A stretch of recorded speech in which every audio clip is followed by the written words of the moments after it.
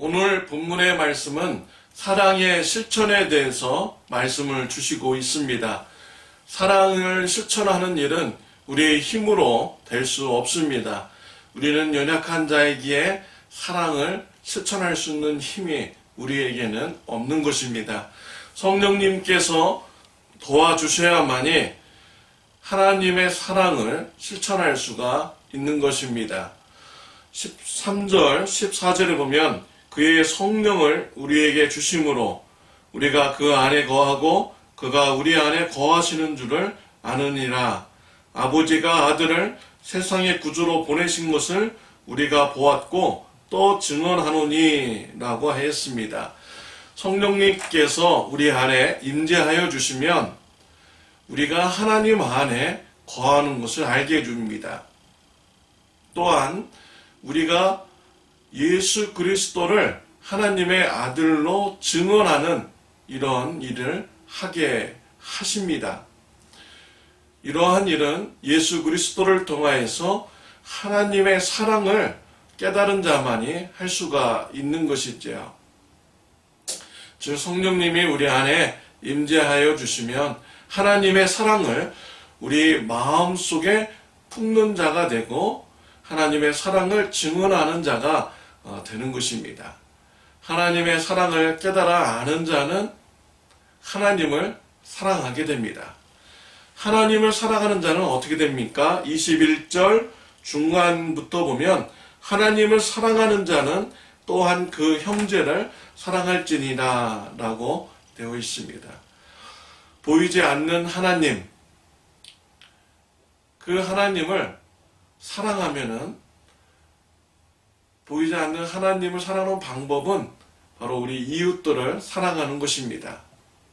그래서 하나님의 사랑을 알고 하나님을 사랑하는 자는 이웃들을 사랑하는 자가 됩니다. 하나님의 사랑을 아는 자들에게는요, 축복이 주어집니다.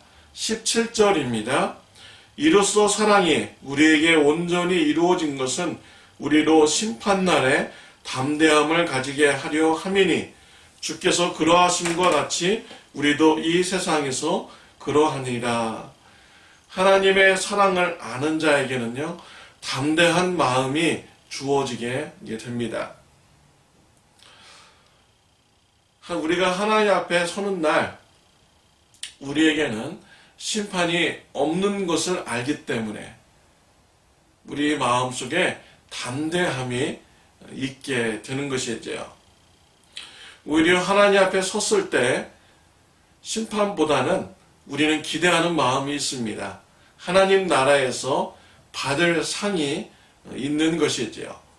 이런 것을 바라볼 때 우리 마음속에 담대한 마음이 생기게 되는 것입니다.